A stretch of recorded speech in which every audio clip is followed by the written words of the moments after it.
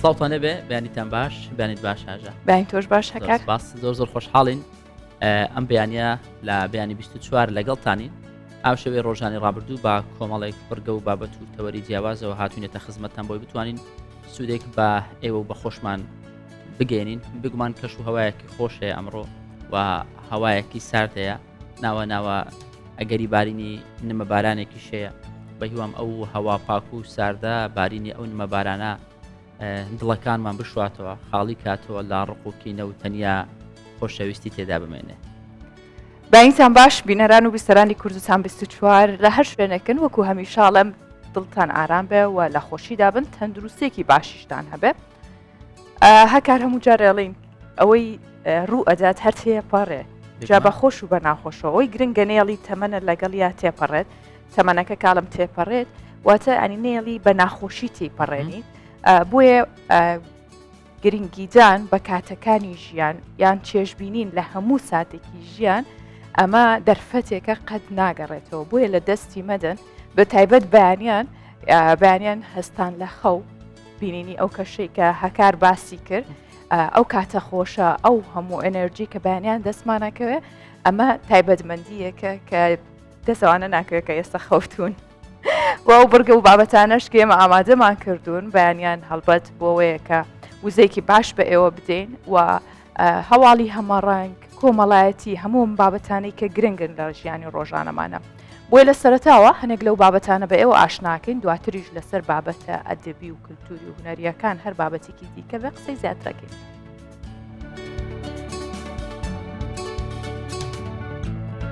ئەم ساڵ کریسیانەکانی هەرێمی کوردستان ئاهەنگی کرێسمس و سەری ساڵ ناگێڕن.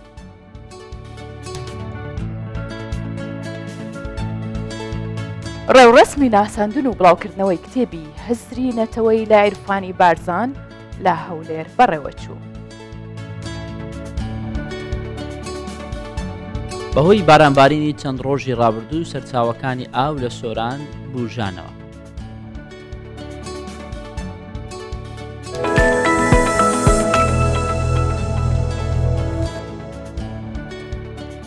لە هەرێمی کوردستان جیا لە ئەو کریستانانەی کە لە ناوخۆدا هەن کۆمەڵێک خەڵکی وڵاتانی تر هەن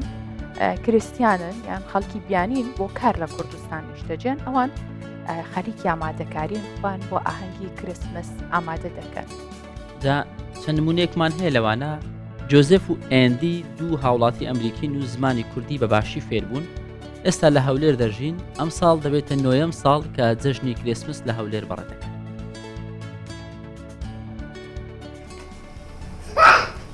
وەک ساڵانی پێشوو ئەم ساڵیش دارێک تایبەتی کریسمس دەڕازێننەوە. ئیندی و هاوژینەکەی خەڵکی ویلایەتی کانزسی ویلایەتە یەکگرتووەکانی ئەمریکان لەگەڵ منداڵەکان بە خۆشحاڵیەوە خۆیان بۆ ئاهەنگی کریسمس و یادی لەدایکبوونی حەزرەتی مەسیح ئامادە دەکەن.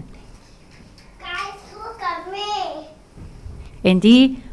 لەگەڵ ڕازانەوەی دارەکەی کریسمس و خۆشحاڵکردنی خێزانەکەی باسی ئەم بۆنەیە بۆ دەکات. دووری خێزان و وڵاتەکەی لە نەریتەکانی کریسمەسی دوور نەخستووەکە. مانگی 12 داری کریسمس دەردەهێنین دادنین بۆ تاکو لەبێرمان بێت چۆنەوەی کە خوددا ئیسای ناردە جیهان بۆ ڕزگاری خەڵکەکەی. بۆیە مانگێک پێش کریسمس خۆی ڕۆژی 25 دوازدەیە. مانگی 12 شتێک دادنین تاکو بەپەرۆش بین بۆ ئەو ڕۆژە دڵخۆش بین وەرزێکی زۆر خۆشە بۆ خێزانی خۆمان خەڵکی خۆمان و هەز دەکەین بەشدار بین لەگەڵ خەڵکی کوردستانیش. جۆزف کە هاوژینی ئیندیا لەگەڵ خوێندنەوەی ئاەتێک لە ئینجیل باسی پێکەوە ژیان لە کوردستان دەکات. وەبری خۆمان دەهێنینەوە کە ئیسا مەسیح هات بۆ ڕزگارکردنی مرۆڤ لا کۆیلەی گونا. ئەو خێزانەکەی کە 9 ساڵە لە هەولێر دەژین جێ لەوەی فێری زمانی کوردی بوون دەڵێ دراوسەکانمان کە هەمویان موسڵمانن ئێمەیان خۆش دێ و هەز بە غەریبیش ناکەین. بابم و دایکم و خزمەکانم لەگەڵ ئێمە نییە، بەڵام ئێمە کۆ دەبینەوە لەگەڵ ئێمە کۆ دەبینەوە لەگەڵ مەسیحیەکان و لەگەڵ باوەڕدارانی دیکە کە ئێمە بە خۆشحاڵیەوە لێرە دەژین و ئێمە بە ئاشتی بژین و خەڵک زیاتر بناسە لەبارەی ئیسای مەسیح. ئەوە یان هیوای من ئەوەیە کە پێکەوە هیچ کێشەیمان نییە لەگەڵ یەکتری و یان بۆ چەند ساڵ دەتوانین لای کوردستان بمێنینەوە پێکەوە. سەقامگیری و ئارامی کوردستان هۆکارە بۆ ژیانی زۆربەی بیانیەکان. ئەو کریسیانانەی بۆ کار لە هەرێمی کوردستان نیشتەجێن دڵیان خۆشە کە لە کوردستانن، هاوکار لەگە کریسیانەکانی ناو کوردستان پێکەوە بە دڵخۆشیەوە پێشوازی لە هاتنی کریسمەس و جەژنەکانی سەری ساڵی نوێی زاینی دەکەن. لە شاری هەولێریش وەکو هەموو ساڵێک شەقامەکان ڕازاونەتەوە و هاوڵاتیانی کریسیان بە بیانی و ناوخۆیەوە ئامادەکاری تاوایان کردووە بۆ پێشوازیکردنی کریسمەس و یادی لەدایکبوونی حەزرەتی مەسیح و هیوای ئاشتی و ئارامی بۆ جیهان دەخوازن. هێرۆ مەولودی، کوردستان 24 هەولێر. بابەتەکان زیاتر پەیوەندی بە یادی کرسمس، سەری ساڵ و کریسیانەکان پێکەوە ژیان ئەمانە هەمووی نزیکی بۆنەی سەری ساڵن، بۆیە لە کوردستانیش ئەوەندە ڕنگدانەوەی هەیە کە چەندین بابەتی جوانی تیا نمونەی جوانی تایە. بێگومان یەکێک لەم نمونە جوانانە ئێستا بینیمان لەم پاکێجە و ئەم ساڵ کریسیانەکانی عراق و هەرێمی کوردستان بڕیاریانداوە لە جەژنی سەری ساڵ و لە دایکبوونی حەزرەتی عیسا هیچ ئاهەنگێکی خۆشی و شادی نەگێڕن. قەشە زەیە شابا قەشەی کۆیە و هەرمۆتەیە ئەڵێت کە لە کەنیسەکان نوێژ و عیبادەت و قەداس بەڕێوابن عیبادەتەکانی خوانەکەن بەڵام ئاهەنگ ناگێڕن. لە ڕابردوو مسلمانان کریسیان جوولەکە لە کۆیە پێکەوە ژیاون. ئێستش مسلمان کریسیان هەردوو لە شانازی بەوەکەن کە لە خۆشی و ناخۆشی جێژنەکانی یەکدا بەشدارن و بە ئارامی ئەژین. کوێ یەکێکە لەو ناوچە جوانانەی کە نمونەیەکە بۆ پێکەوە ژیان لە کوردستان نمونەیەکی دیارە، چونکە هەر لە نێو کۆڵانەکانیدا چەندین ماڵی کریسیان و مسلمان بەتەنیشێکە و دراوسی یەکن کە تێکەڵی یەک دین بە ئاشتی ئەژین، هەر یەک بۆ خۆیان ڕێز لە ڕای بەرامبەرەکەیانەگرن. ئەمە جوانترین شتە لە مرۆڤ نەک لە هەر کوردستان هەکار ینی ئێستا زۆر دەست هەیە بۆ ئەوی کە تێکی بدات یاخود هەر بینە سەر ئاستی تاکە کەسیش زۆر جار وای لایەتەوە ڕێز لە ڕایی یەکتر ناگیرێ، ئەنی بیرکردنەوەی من چۆن بێت تۆ چۆن بێت بیرمانەچێتەوە کە ئەمە ڕای تۆیە ڕای من جیاوازە. ئەو نمونە جوانەیە کە لە هەرێمی کوردستان هەیە تازە باسی کۆیشت کرد کە لە کۆش ڕەنجی داوەتەوە و مێژوو کوچە و گۆڵانەکانی ئەم شارە دەرخەری ئەو ڕاستیان کە هاژە باسی کرد و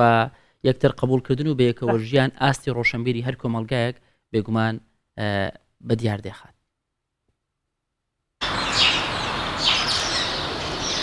لەگەڵ قەشە زەیە شابە قەشەی هەردوو کەنیسەی هەرمۆتە و کۆیە دەچینە کەنیسەی هەرمۆتە. دەمانەوێت ئاستی ئامادەکاری کریسیانەکانی ئەوێ بۆ قەداس و مەراسیم ئاینیەکانی پێشوازی لە جەژنی لەدایکبوونی حەزرەتی عیسا ببینین. بەهۆی ڕووداوەکەی شارۆچکەی حەمدانیە و کریسیانەکانی ئەلقوش لەگەڵ ڕووداوی ئاگرەکەی ئەم دوای سۆران کە چەندین کەس بەهۆیەوە بوونە قوربانی کریسیانەکانی هەرێمی کوردستان و عراق بە شەوی سەری ساڵ و جەژنی لەدایکبوونی حەزرەتی عیسا جگە لە نوێژ و عیبادەت هیچ ئاهەنگێکی خۆشی و شادی بەڕێوە نابن. ئەو دوو ڕووداوای کە ڕوویدا بەڕاستی جێگای دڵتەزێنە. یەک لەمانە کە ئەوەی لەم دواییەدا لە سۆران لە بەشینەوە خۆی تا کە چەندکە مامۆستایەک و قوتابی وانە کە بوونە قۆچی قوربانی بەڕاستی ینی دڵتەزێن بوو، یان ئەوەی کە لە حەمدانیە قەرەقۆش کە ڕوویدا لە ئاهەنگێکی بووکوزاوە بەڕاستی. بۆیە وەکو کەنیسە تەبعاً ئێمە بەشداریان دەکەین، بەشداری هەموو پەژارەی هەموو خەڵکانی کوردستان دەکەین بە تێکرای ئاینەکان. ینی جەژنی سەری ساڵی زاینی و لەدایکبوونی حەزرەتی مەسیح لە دنیادا بۆ کریسیانەکان ڕۆژێکی شادی هێنە. بەڵام بۆ کریسیانەکانی هەرێمی کوردستان و عراقیش ڕووداوەکەی حەمدانیە و لەم دوایەش ڕووداوەکەی سۆران کە چەندین کەس تێیدا بوونە قوربانی ئەوانی تا ڕادەیەک نیگەران کردووە بڕیاریاندەوە کە ئەمساڵ هیچ ئاهەنگێکی شادی و خۆشی جگە لە نوێژ و عیبادەت و قەداسەتی ناو کەنیسەکان لە هەرێمی کوردستان بەڕێوە نەبن. هەرمۆتە گوندێکی بچووکە دەکەوێتە بەشی باشووری خۆرهەڵاتی کۆیە و ئێستا زیاتر لە 120 ماڵی کریسیانی لێ. گوندەکە بووە بە گەڕێکێکی کۆیە و مێژووی بوونیان لەو ناوچێ بۆ بەر لە هاتنی ئیسلام دەگەڕێتەوە. ئەگەر بگەڕێنەوە سەر داگیرکەرانی کوردستان دەبینین چۆن لە ساڵی 63 تا شەکرچی ئیسلامەکان لە دینگە هەڵدەواسی بە هەمان شێوە مەسیحیەکانش لە دینگە هەڵدەواسی. ئەگەر بگەڕێنەوە سەر زیندانەکانی بەعەس دەبینی چۆن خەڵکی موسڵمان لە کۆیە لە سێدارە دراون، دیانەکانیش لە سێدارە دراون بۆ نمونە مامۆستا سەلیمی هەرمۆتەیی. کەواتە پێکەوە ژیانیەک هەبووە و تا ئێستاش ئەو پێشخان و ڕابردووە ڕنگدانەوەی لەسەر ئێستای پێکەوە ژیانی شەیە لە نێوان ئەو دوو ئاینزایە لە کۆی و لە دەوروبەرەکەش. دوای نوێژی قەداس لە شەوی 24 لەسەر 25 دیسەمبەری هەموو ساڵێک ڕۆژی دواتر کریسیانەکان جەشن دەکەن. عرەسەمی کوردستان 24 کۆیە.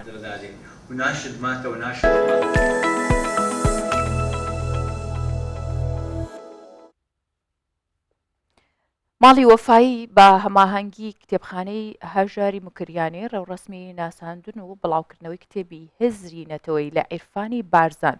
ئەنجامدا. کتێبەکە لەلایەن بەرت مایل شێرۆکیەوە نووسراوە و ماوەی 2 ساڵ سەرقاڵی نووسین و کۆکردنەوەی دۆکۆمنت بووە لەسەر ئەم کتێبە. جا ئەم کتێبە لە 330 لاپەڕە پێک دێت، باس لە شۆڕشەکانی بارزان دەکات و ئەم کتێبە دەبێتە 7مین کتێبی بڵاوکراوەی نووسەر. بارزانێکان زۆر لایەنێکی شازی مێژوو ڕاوەستاوین، بەڕاستی لایەنێکی دیاری مێژوو ڕاوەستاوین کە زۆر چاومان لەسەر بووە، زۆر دیپمان لەسەر بووە بە هەموو لایەنەکانیەوە. من بەدر ئیسماعیل شێرۆکیم، نووسەری ئەو کتێبە ئەوڕۆ لێرە لە ماڵی وەفایی بەڕێزان خوێندنەوەیەکی چڕوپڕیان بۆ ئەو کتێبە نوێی ئێمە کرد لەو شوێنە. ئەو پەرتوکە تحلیلی مێژووە. من هەوڵم داوە کە قۆناغەکانی پەرەسەندنی مێژووی بارزان بە شۆڕەش و بە فەلسەفە و بە هەموو چەمکە کردارگەراییەکانی و چەمکە بانزەمینیەکانیشی لێک بدەمەوە بە هەڵبسەنگێنم. من لەو کتێبەدا سەرچاوی ئێرانی بەکارهێناوە لە وەزارەتی دەرەوەی ئێران زۆر سەرچاوم دەستکەوتووە کە باسی ڕووداوەکانی شۆڕەشی یەکەمی بارزان دەکەن. بە شێوەیەکی چڕوپەڕ ئەو دیکۆمنتانە لە کۆی بزاڤەکە دواون، باسی هەموو شارەکان لەگەڵ دەوڵەتی بریتانی، لەگەڵ هەموو ئەو لایەنانەی کە دژی بارزانەکان کەوتونەتە شەڕ.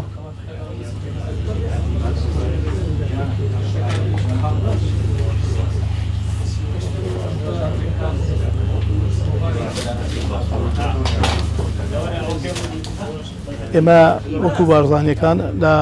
زۆر قۆناغی مەترسیداری مێژووی تێپەڕیوین. ئێمە پێشەنگی خەباتێکی درێژمەودا لە پێناوی ڕزگاری نەتەوایەتی گەلی کوردستان بووین. ئێستا لەو پەرتوکەدا هەوڵم داوە ئەوانەی کە ئەو جیلەی نوێی ئێستا پێدەگات لەو دەردوژانەی نەتەوا تێبگات لە چوارچێوەی بزاوی بارزاندا بزاوی کۆی گشتی نەتەوەی کورد بخوێنێتەوە، لەوە تێبگات کە هەولێکی یەکجار زۆر نەوە لە دوایینەوە بۆ ئازادی بۆ سەربەستی گەلی کورد دراوە. هەموو چینەکانی گەلی کورد لەوەدا بەشدار بووە.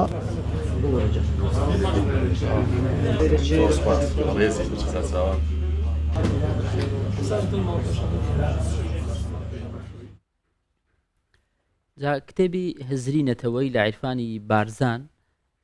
ئەمە دەبێتە یەکێک لە تەوەرەکانمان ئەمڕۆ لە بەیانی 24 قسەی لەسەر دەکەین بزانین ناوڕۆژ کتێبەکە چی تێدای و باز لە چی دەکات. میوانداری نووسەری ئازیزمان کردەوە مامۆستا بەدر ئیسماعیل شیرۆکی کە نووسەر و لێکۆڵەریشە پێمان خۆشە هەر خۆی لەسەر کتێبەکە بدوێ مامۆستا بەخێر هاتیۆم کاتت باش مامۆستا بەدر بەیانی ئێوەش باش زۆر سپاس بۆ میوانداریتان هیوا سەرکەوتن بۆ ئێوە و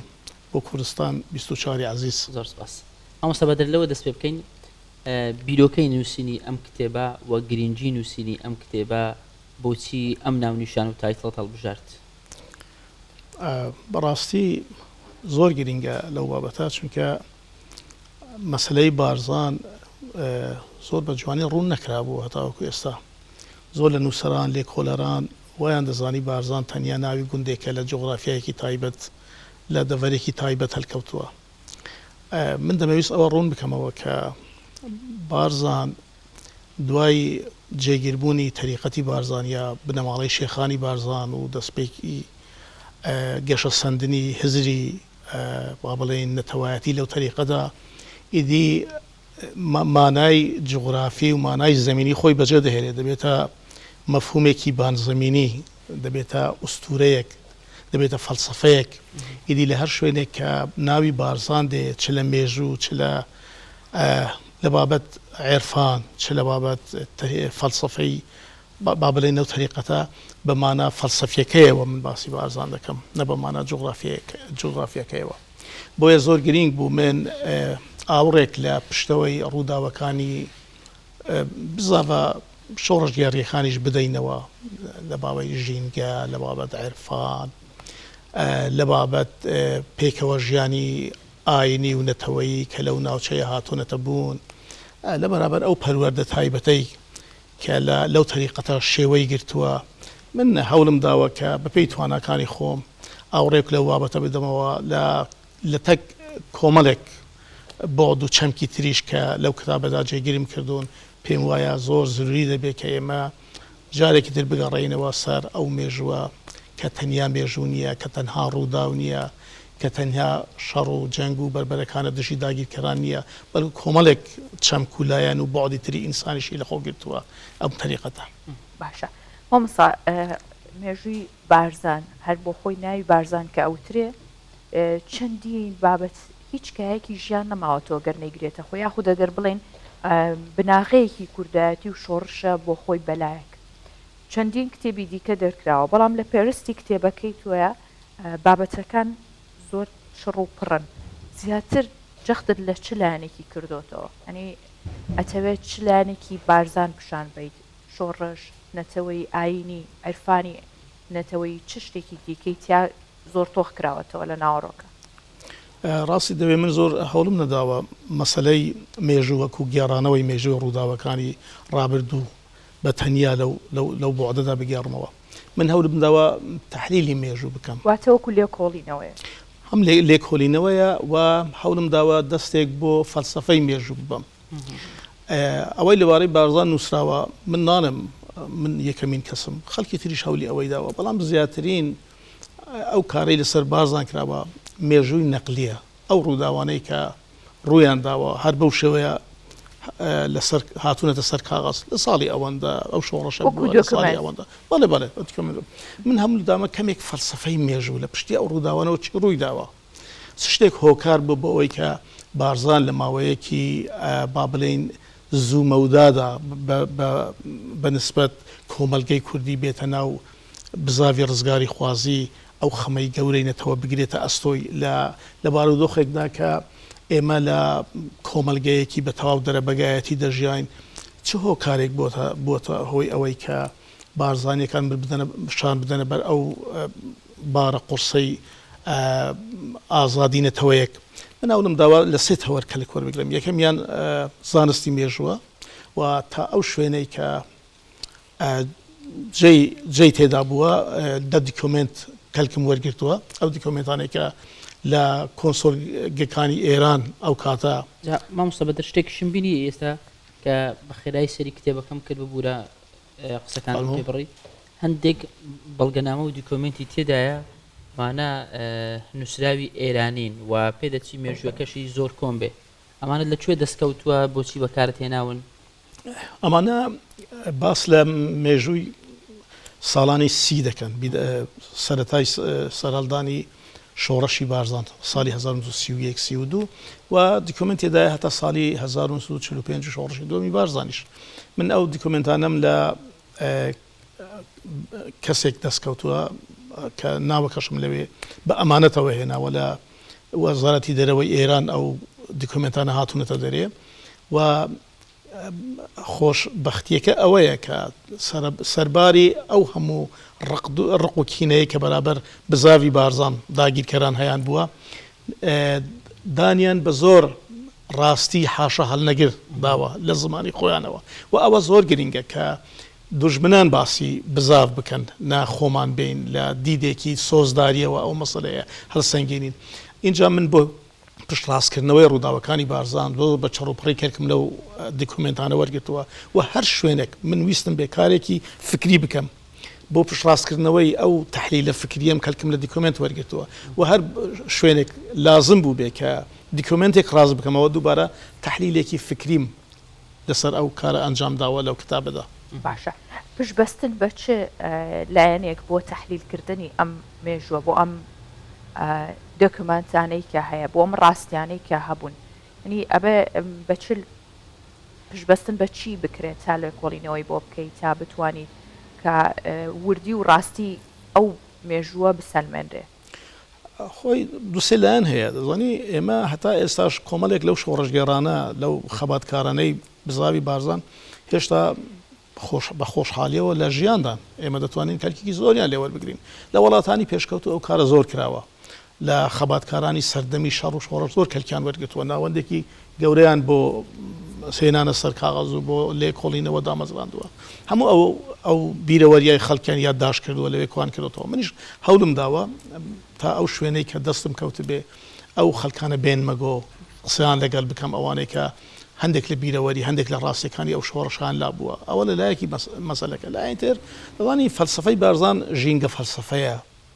یعنی لە ژینگەیەکی تایبەتدا ئەو فەلسفەیە چێ بووە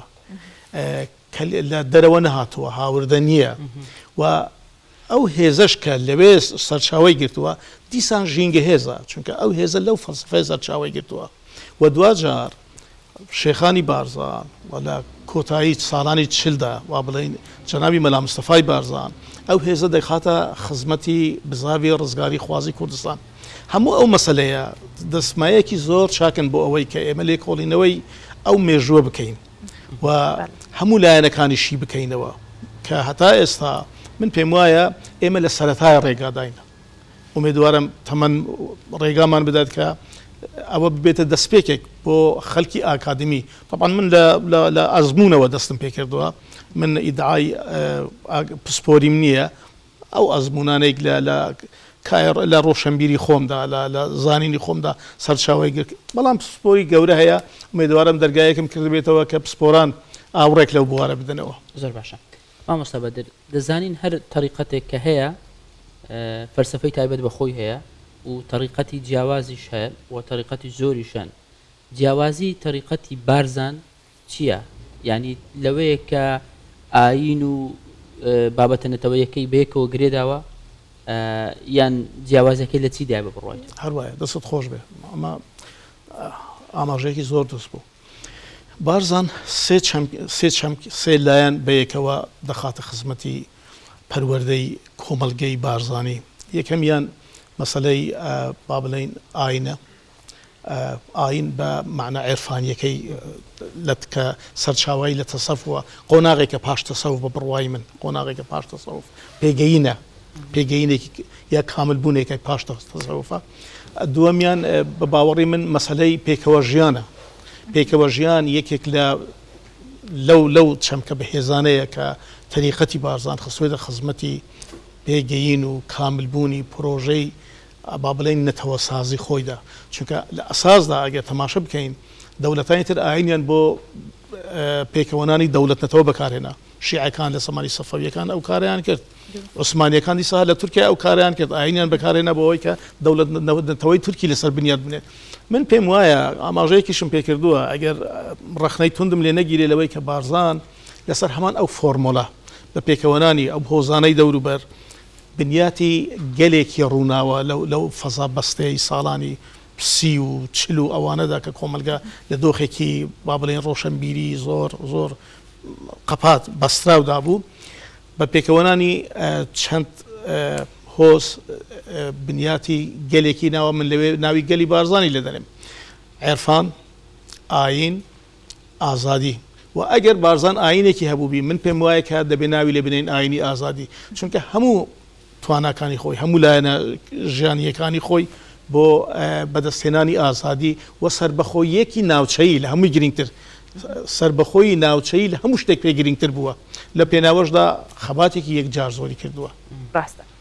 مامۆستایەوە کوونووسەران دەستان کردو بە مڕێچکەوە ئەرکەکەتان کورستتر بووە و گرانتر بووە بەو پێیکەیدی لە پاڵ بە دۆکمنتکردن و نووسینەوەی هەموو ڕووداوەکانی مێژوویەکان و گەورەکان پێویست بە لە کۆڵینەوەشەکە ئەرکیەوە گرانتر بووە ئەرکی ئەمەژەوەیە کە کارەکانیەوە بناسێنین و بەرزیش بینرخێنین لە بۆ بینەران و بیسەرانیشمان سپاس دەکەین کام بەیانە میوانیەمەبووی خەرمانت پڕبەرەکەت بێ سوپاس بۆ ئێوە و بۆ کوردستان 24 کە گرنگیەکی بە مەسەلەی نووسین و ڕۆشنبیری و سپاس بۆ دیارەکەش زۆر سپاس دەستان خۆش بێت.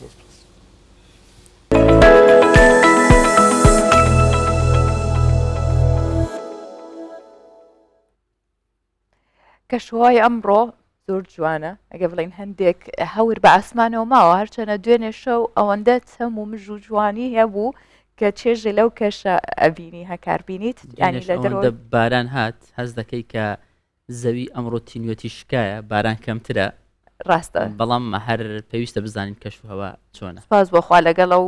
بارانە زۆرە چەندین ناوچە زۆر بژایەوە هەنێکیان لافاو بوو کە ئەبێتە یاخۆت بڵین سەرچاوێکی باش بۆ بەنداوەکانی ئینشەڵڵا با بەیەکەوە بینەری کەشوهەوای شارەکانی کوردستانی گەورە بین.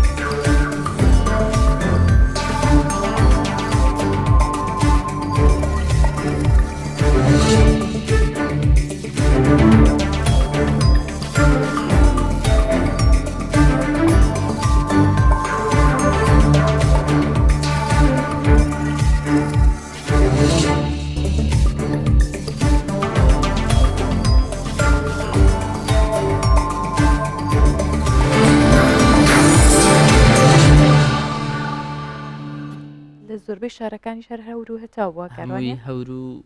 هەتاوە بەڵام دوێنێ پێچەوانەی ئەمڕۆ هەمووی باران بوو ئیتر ئەوەیە جوانی سروشت ینی ڕۆژێک هەتاوە ڕۆژێک هەورە ڕۆژێک بارانبارینە لە هەندێک شوێنی دیکە بەفرە دوێنێ لە ناوچە سنووریەکان بەتابەت حاجی ئۆمەران و ئەو دەوروبەرەی بەفرێکی زۆر هەبوو بۆ ماوەیەک پێم وایە ڕێگایەکانیش داخرە تاوەکو ڕێگاکان پاکرانەوە اینجا ڕێگاکان ئەوە بێجگە لە شارەکانی باکووریش کە زۆر چەندین باکوور هەر بەردەوام ینی نزیکەی 400 گوند ڕێگاکانیان داخراوە بەهۆی بەفربارینەوە. ئەم بابەتێک کە ئێستا شەمانە ئەمەش هەر پەیوەستە بە بارانبارین، بەڵام ئەم بابەتێکە جێگای دڵخۆشی هەمومانە. بارانبارینی زۆری بەخۆڕ وای کرد زۆربەی سەرچاوە ئاویەکانی ئیدارەی سربەخۆی سۆران ببوژێنەوە. لەوانە کانیماران کە یەکێکە لەو ناوچە گەشتیارانەی کە دەرکەوتنەوەی سەرچاوە ئاویەکانی جوانێکی سەرنجڕاکێش و تایبەتی هەیە کە جوانی ئەو کانیاوە یاخود ئەو ئاوە ئەوەندە جوانی بەخشیەوە بە ناوچەکە کە من ئەو گەشتیار و ڕێبوارانەی کە و دیمەنانە بینن بۆ تۆمارکردنی یادەوەری بۆ چەند ساتێک نەوەستن نەمێنەوە هیچ تۆماریەکەن بە فۆتۆ بە وێنەی زۆر و سناپ و ستریک و ڕەوانەکردن بۆ هاوڕێیان و ئەمانە هەموو لەو شوێنانە بەدی دەکرێت.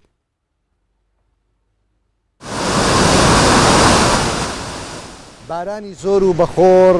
خاچی دەشت و دەروچیاکانی پڕاو کردووە، سەرچاو ئاویەکان بژاونەتەوە و دیمەنە تەلیسکەکانی ئێرە جوانیەکان نمایش دەکەن. ساڵانە جارێک و هەندێک ساڵیش دووجار بۆ ماوەی چەند ڕۆژێک ئەم سەرچاوە ئاویەی کانیماران لە مانگی 2 بۆ 4 دەردەبێتەوە، بەڵام ئەم ساڵ میوانێکی بەر لەوادەی خۆیەتی. تەمەنم 7 ساڵە بە تەمەنی خۆم ئەمن نەمزانی ئەو ئاوە لە مانگی 1 و 12 و 11 دەربووبی بێتە دەرێ. وەختی بەهارێ مانگی 2 3 چاکە باران زۆر بوو ئەو جا ئەو ئاوە دێتە دەرێ. چەند سەد مەترێک دووری ئێرە دیمەنەکانی ئاوپڕژێن و سەوزایی وەرزی بەهار دەنوێنن. زۆر لەو سەرچاوە ئاویانەی کە ئێمە احتیمای دەکەینە سەرێوەکو گەشت و گوزار بە باشترین شێوە بژانەوە و تەقینەوە. ئێستا نمونە کانیمارانە ئەوەی نوێ کانیماران کە تایبەتمەندی خۆی هەبوو ڕاستی ئەوەی بەرامبەر ئەو بەری ڕووبار وە لە ڕوانزێ بە هەمان شێوە لە منطقەی باڵەکەتی لە سیدەکان لە هەموو ئەو ناوچانە ڕاستی کاریگەری خۆی هەیە بابەتی بوونی زۆری ئاو. دیمەنەکانی بژانەوەی سەرچاوە ئاویەکانی کانیماران هێندە سەرنجڕاکێشن ڕێبوار و گەشتیارانی ڕێگاکە هەر لەگەڵ بینینیان دەوەستن و نایانەوێت دەرفەت لەدەست بدەن. بارانبارین مژدەی ساڵێکی پڕ لە جوڵەی گەشتیاری بۆ ناوچەکە لەگەڵ خۆی هێناوە. تەیفور محەممەد کوردستان 24 سۆران.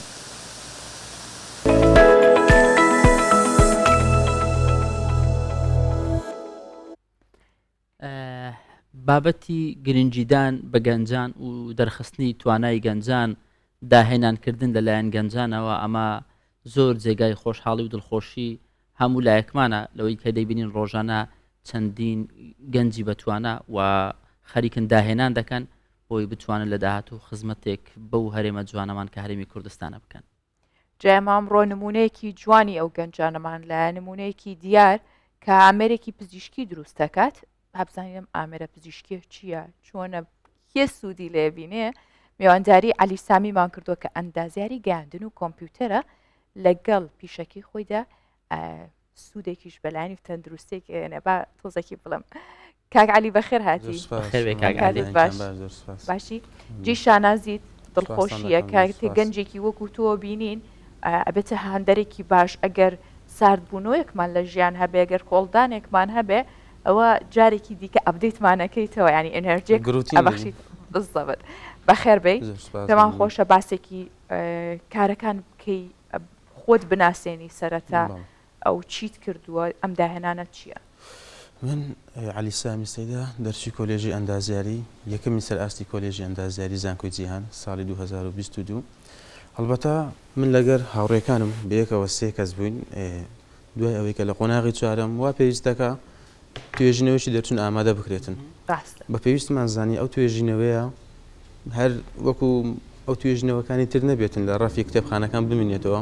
بەڵکو بە پرۆژەیەکەوە خزمەتەم بە کۆمەلگاکەمان و هەم بە خوێندنەکەی خۆشمانەوە بکەین. دوای ئەوەی چەند پرۆژە و فکرێکمان لا دروست بوو یەک لەو پرۆژانەی کە لامان گرنگ بوو چکە بە پێویستمان دەزان لە نێو کۆمەلگای کوردەواری خۆمان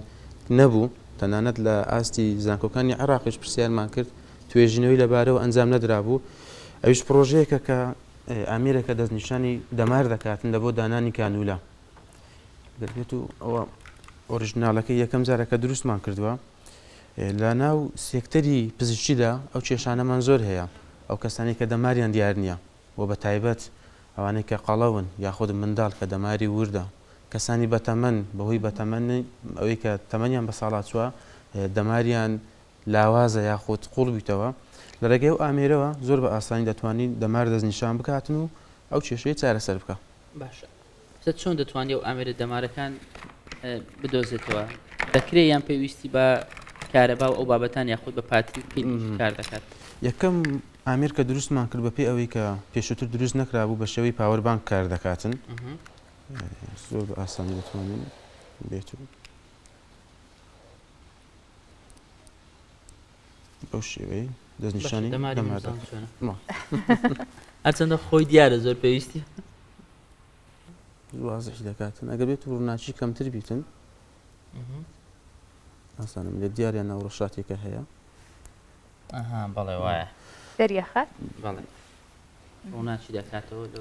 پێی ئەوەی کە پێستی مرۆڤ جیاوازت بۆ نمونە پێستی منداڵێک تەنگتر لە کەسی کە قەڵە و ئێمە هەڵساوین ئامێرەکەمان بۆ جۆرە دروست کردووە کە زیاد و کەم دەکرێتن واتە کێشەی نابێتن لەوەی کە ئایا و ئامێران لە بۆ یەک کەسبی یاخود زیاتر ئەو لە ڕێگەی تیشکەوەیە لە ڕێگای لیدەوە کار دەکاتن ئەگەر بێت و سێری بکەین ئەو لیدانی کە لە بەردەستماندایە بە پێی ئەوەی ئەو مەوادە لە کوردستان نەبوو ئێمە لە دەرەوە داوامان کرد بەهۆی ئەوەی لە کوردستانیش دروست نەکرابوو بۆیە ماوەی زۆری پێچ و کاتێکی زۆریشی پێویست بوو زۆر باشە ئێوە هیچ هەماهەنگیتان کردووە لەگەڵ بەڕێبەراتی تەندروستیەکان یاخود لەگە وەزارەتی تەندروستی چۆن بتوانرێت سوود زیاتر لەم بابەتە وەربگیرێ لە نەخۆشخانەکان هەبێت ئێمە دوای تاواکردنی زانکۆ بێجگەلەوەی کە ئامێر بوو گرنگی پرۆژەکەمان ئەوەیە کە توێژینەوەی دەرچوونمان لەسەر ئامێرە بووە لەلایەنی زانستیەوە سەلمێنراوە کە هیچ کێشەی لە بۆ پێست نابیتن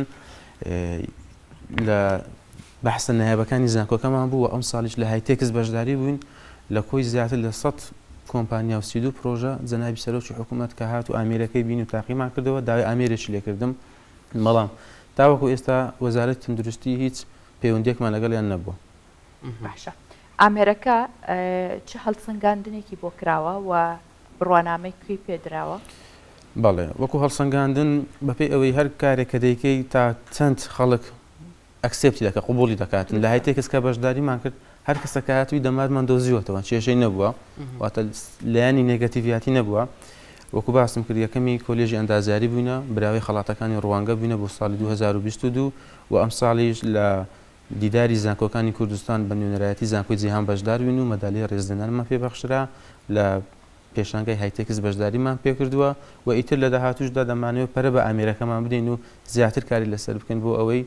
وەک بڵێ ئەپدێتی نوێ و کاری باشتری بۆ بکەین زۆر باشە ئامانجی تۆ چییە بۆ داهاتوو بۆچی تا ئێستا پەیوەندی نەکردووە لەگەڵ لایەنە پەیوەندیدارەکان ئەوی بتوانێت برەوی زیاتر بەم کاری خۆت بدرێت و هەم خۆت بتوانێت داهێنانی زیاتر بکەیت و هەمیش بۆ نەخۆشەکان و بۆ نۆڕنگەکان و نەخۆشخانەکان ئەمانیش سوودی لێ ببینن وەکو خۆمان لە ڕووی وەکوبرەی پەیوەندی تایبەتیەوە توانیمانە بە بازارکردنی بۆ بکەین بەڵام وەکو وەزارەت لەسەر خەت نەبین لەگەڵیان دەمانەوێتن وەکو تینی گەنجان لەو چوارچێوەی کۆمەلگایەکی بەکارهێنەر بینە دەرەوە ببین بە کۆمەلگایەکی بەرهەمهێنەر ئێمەش ئەوەی کە توانێ خۆمان هەیە بەگەری بخەین ئەو ئامێرەکە ئێمە دروستمان کردووە بێت و دیزاینەکەی لەبەردەستم بیتن ئەو سێ دیزاینی یەکەم جار کە دروستمان کرد ئەو دویانە ببورن نەجاحەتی نەهینە بەهۆی ئەوەی نەیتوانی ئەو ئامانجێک کە ئەمە هیتوان دەستنیشانی بکات بەڵام ئەو دیزاینیان توانی ئامانجەکەمان دەستنیشان بکات و بگەین بەوەی کە دەمانەوێتن ئەو تیشکەی ژوورەوێتی جا وەکو پێیان لە بۆ پرۆژە ئێمە دەمانەوێت کاری باشتر بکەین بەڵام پێویستمە بە پاڵپشتی دەبێتن جا پاڵپشتی کەرتی گشتی بی کەرتی تایبەت بیتن بەهۆی ئەوەی ئەو ئامێرە دەبێتە کار ئاسانیەکی زۆر و ئازارێکی زۆر لەسەر نەخۆشکەم دەکاتەوە باشە ئەم ئامێرە ئێستا تەنها سمپڵی هەیە یان چەندانێکتان لێ نانەدانی تریشمان دروست کردووە ئەوە ژێشێکی تر لە دانەکان کە ئێستا چەند دانە هەیە لەم ئامێرە وەکو عادەت دەتوانم بڵێم کە داوا بکەم بۆیان دروست دەکەین چونکە ئەو ماوادەی کە هیچمان بەکاری دێنین لە کوردستان نیە دەبێت لە دەرەوە داوای بکەین ستاوی کە لە هایتێکس بەشدار بوون زۆر لایانی پزیشکی کە داهاتن گلەی ئەویان دەکرد و ئامیرە بە پاوەربانگیش دەکاتن ڕەنگە ئەو کاتە پاوەربانگ نەبێتن کەسێک کە پێویستی بە عملیاتی یان بەو جۆرانەیە ئەوەی کە دروستمان کردێ ئەوە پاوەربانچی ناوێتن وەکو ئەپدەیتی نوێی و بە شێوەی CNC و 3D پرینتەر دروستمان کردووە خۆی شەحنە بێتەوە بەڵێ باشە خۆتان ناتانەوێت چەندانێک دروست بکەن و بۆ ئەوی کە ینی کۆمەڵێکی زۆر دروست بکەن باشە کۆمەڵێکی زۆر بەرهەم بهێنن و دواتر خۆتان بیبەن بۆ ناوەندە تەندروستیەکان بۆ پزیشکانی کە پێویستیان پێێتی وەکو مارکتینی بۆ بکەن مارکتینگ بۆ باسم کرد لە ڕێگای پەیوەندی خۆمانەوە پەیوەندی تایبەتیەوە کردومانەوە فڕۆشتومانەشتە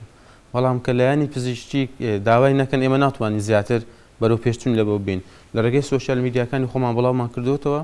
و کەسانێک بۆ نمونە نورینگەیان هەیە یاخۆت تاقیگەکانیان هەیە داوایان کردووە بەڵام لە ئاست وەزارەت تاوەکو ئێستا هیچ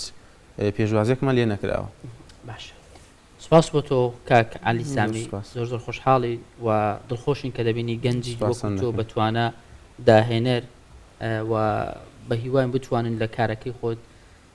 نمونەی جوانتر هەبێ و بەرهەمی زیاترت هەبێ بۆی کۆمەڵگا سوود لێ ببینێ و پێم وایە من نمونێکی زۆر زۆر جوانە و ئەگەر چی ئامێرێکی سادەی بەڵام بیرۆکەی گەورەیە ڕاست و دەتوانێت کێشەی بۆ زۆر خەڵک چارەسەر بکات سپاس بۆ بێگومان هیوادارین پزیشکان یاخود بە تایبەت پزیشکە نوێیەکان بیر لەوە بکەنەوە کە پێویست بەم ئامێرانە کە زۆر جار مرۆڤ شەرت نییە هەر بکوێتە سەر توانا و لێهاتووی خۆی چونکە هەندێک کەس هەیە دەمارەکانی ئەوەندە وردن پەیوەست نییە بە لێهاتووی پزیشکەکەەوە ئیتر 50 شوێنی بۆ تاقیەکەنەوە ڕاستە یان ئەوتە ئاوت دەبیتوانە ینی شەرت نییە دەمارەکە دیارە بەڵام ئایا ئەو دەمارە تا چەند ئامادەیە بۆی کە بەکار بهێنرێ بۆ کانۆلاکە بۆ هیوادارین ئێوەش بەرهەمی زیاترتان هەبێ وا بێت کە ڕۆژێ چاوپێکەوتن لەگەڵ تۆ بکەین بڵێ ئەوەندە دانەمان نردوتە دەرەوە چەندین داوای کۆمپانیایەک پارسانی کە هەمان نەگە لە کوردستان لە بەردەستمان بێ هەر بە خۆمان دروستی دەکەین پێویست ناکات ئەو کاتە کولفەکەی کەمتر دەبێتن و ئاسانترش دەبێت بە دروستکردن یاخود لایانی پزیشتی چۆنیان دەوێتن بۆ جۆرە بۆیان دروست بکەین هیواداریم بگەین ئەو خاڵێکە خۆت دادناوە ئینشاءالله سەرکەوتوبن خۆشحاڵین لێرە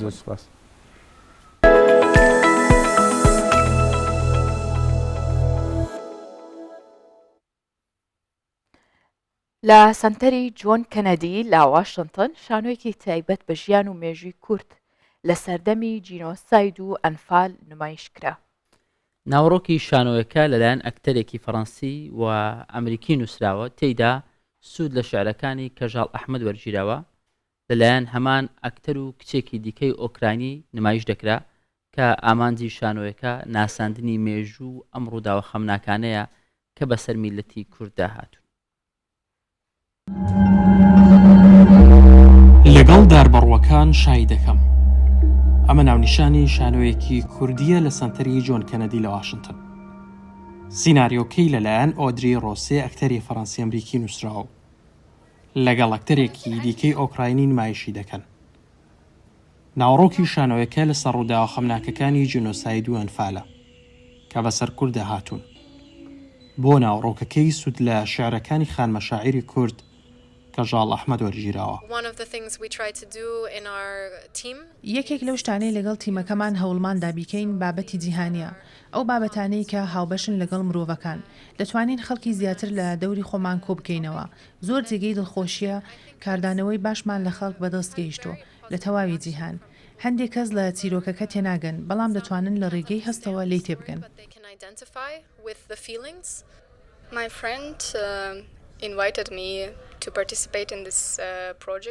هاوڕێکەم بانگشتی کردم بەشداری ئەو پرۆژەیە بکەم و ڕۆڵی نمایشکردن بگێڕم کە تایبەتە بە کولتوری کوردی. پێش ئەوەی وەڵامی بدەمەوە ویستم لەبارەی مێژوو کولتوری بزانم بۆم دەرکەوت دیمەن و ڕاستی زۆر هەن کە هاوشێوەی میلەتی ئێمەن.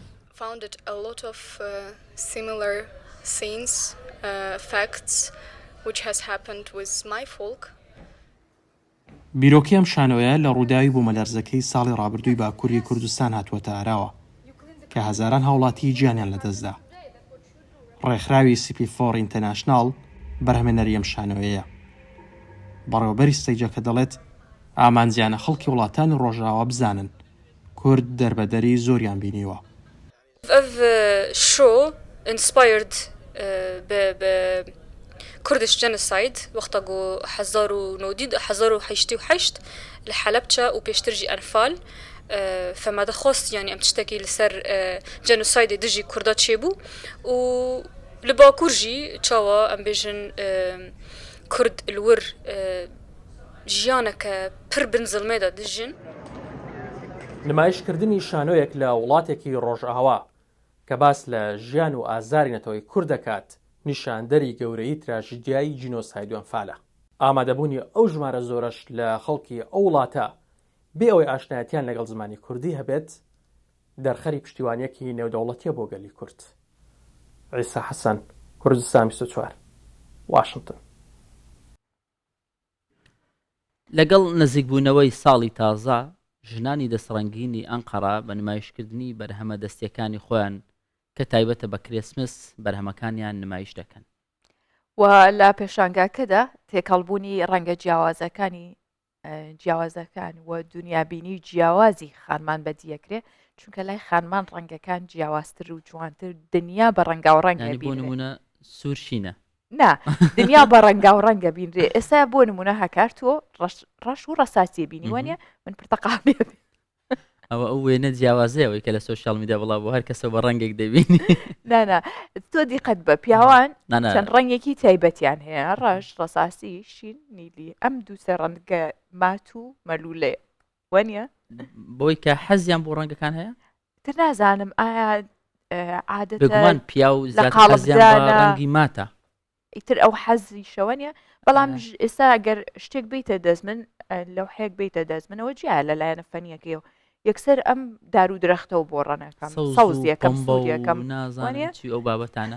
هیوادارم دنیا بینینتان هەر جوان بێ زۆر سپاس هیوادارم ڕنگدانەوەی لەسەرەوە شەبێ ئەم خانمانەی ئەنقەرە کەم کارە جوانانەیان کردووە هەر یەکێک لە بەرهەمەکان بە سەلیقە بە بیرکردنەوەی جیاوازی خانمانان دروست کراوە.